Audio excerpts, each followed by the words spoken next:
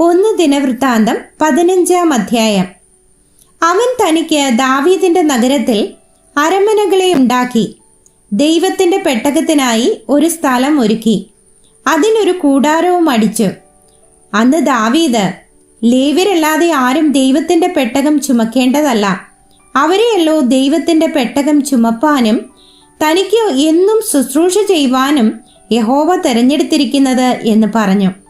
അങ്ങനെ ദാവീദ് യഹോവയുടെ പെട്ടകം താൻ അതിനെ ഒരുക്കിയ സ്ഥലത്തേക്ക് കൊണ്ടുവരുവാൻ എല്ലാ ഇസ്രായേലിനെയും യെരുശലേമിൽ കൂട്ടിവരുത്തി. ദാവീദ് അഹരോന്റെ പുത്രന്മാരെയും ലേവ്യരെയും കൂട്ടിവരുത്തി.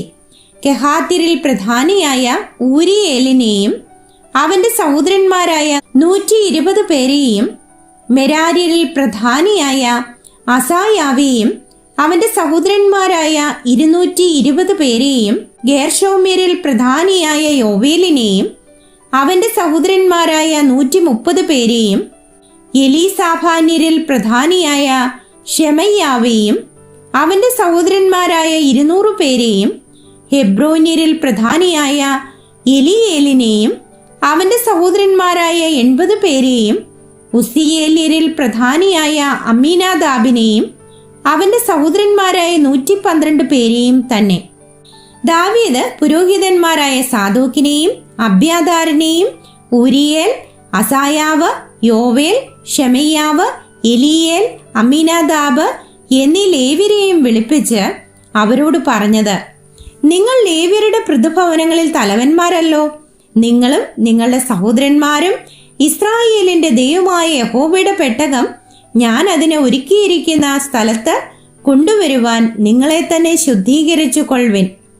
ആദിയിൽ നിങ്ങൾ തന്നെ അത് ചെയ്യായ്ക കൊണ്ട് നമ്മുടെ ദൈവമായ യഹോവ നമുക്ക് ഛേദമുണ്ടാക്കി. നാം അവനെ നിയമപ്രകാരമല്ലല്ലോ അന്വേഷിച്ചത്. അങ്ങനെ പുരോഹിതന്മാരും ലേവ്യരും ഇസ്രായേലിന്റെ ദൈവമായ യഹോവയുടെ പെട്ടകം കൊണ്ടുവരുവാൻ തങ്ങളെ തന്നെ ശുദ്ധീകരിച്ചു.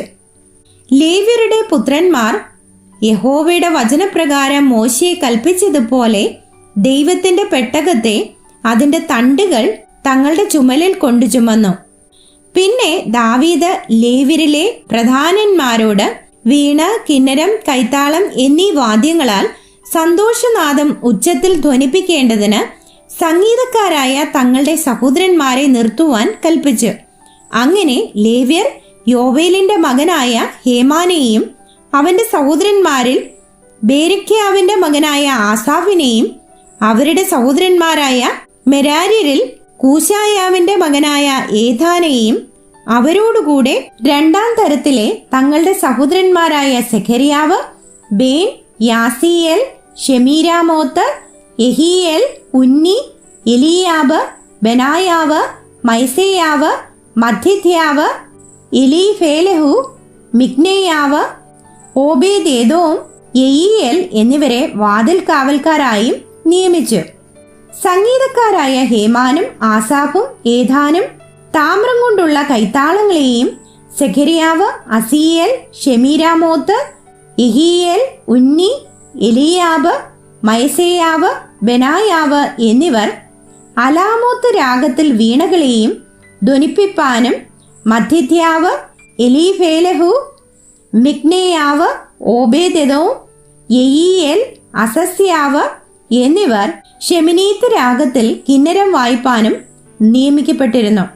വാഹകന്മാരായ ലേവ്യരിൽ പ്രധാനിയായ കെനന്യാവ് പെട്ടകം വഹിക്കുന്നതിന് മേൽവിചാരകനായിരുന്നു. അവൻ അതിൽ സമർത്ഥനായിരുന്നു. ബേരെഖ്യാവും എൽക്കാനയും പെട്ടകത്തിന് വാതിൽ കാവൽക്കാർ ആയിരുന്നു. ഷെബന്യാവ്, യോശാഫാത്ത്, നെഥനയേൽ, അമാസായി, സെഖര്യാവ്, ബെനായാവ്, എലെയാസാർ എന്നീ പുരോഹിതന്മാർ ദൈവത്തിന്റെ പെട്ടകത്തിന് മുൻപിൽ കാഹളം ഊതി. ഓബേദെദോമും യെഹീയാവും പെട്ടകത്തിന് വാതിൽ കാവൽക്കാർ ആയിരുന്നു. ഇങ്ങനെ ദാവീദും ഇസ്രായേൽ മൂപ്പന്മാരും സഹസ്രാധിപന്മാരും യഹോവയുടെ നിയമപ്പെട്ടകം ഓബേദെദോമിന്റെ വീട്ടിൽ നിന്ന് സന്തോഷത്തോടെ കൊണ്ടുവരുവാൻ പോയി. യഹോവയുടെ നിയമപ്പെട്ടകത്തിന്റെ വാഹകന്മാരായ ലേവ്യർക്ക് ദൈവം സഹായിച്ചതുകൊണ്ട് അവർ 7 കാളയെയും 7 ആട്ടുകൊറ്റനെയും യാഗം കഴിച്ചു. ദാവീദും പെട്ടകവാഹകന്മാരായ ലേവ്യരൊക്കെയും സംഗീതക്കാരും സംഗീതക്കാരോടുകൂടെ വാഹക പ്രമാണിയായ കെനന്യാവും ശണപടം കൊണ്ടുള്ള അങ്കി ധരിച്ചു. ദാവീദ് ക്ഷണം കൊണ്ടുള്ള എഫോദ് ധരിച്ചു. അങ്ങനെ ഇസ്രായേൽ ഒക്കെയും ആർപ്പോടും കാഹളനാദത്തോടും തൂര്യങ്ങളുടെയും കൈത്താളങ്ങളുടെയും ധ്വനിയോടും കൂടി കിന്നരവും വീണയും വായിച്ചുകൊണ്ട് യഹോവയുടെ നിയമപ്പെട്ടകം കൊണ്ടുവന്നു. എന്നാൽ യഹോവയുടെ നിയമപ്പെട്ടകം ദാവീദിന്റെ നഗരത്തിൽ എത്തിയപ്പോൾ ശൗലിന്റെ മകളായ മീഖൾ കിളിവാതിലിൽ കൂടി നോക്കി. ദാവീദ് രാജാവ് നൃത്തം ചെയ്യുന്നതും പാടുന്നതും കണ്ട് ഹൃദയത്തിൽ അവനെ നിന്ദിച്ചു.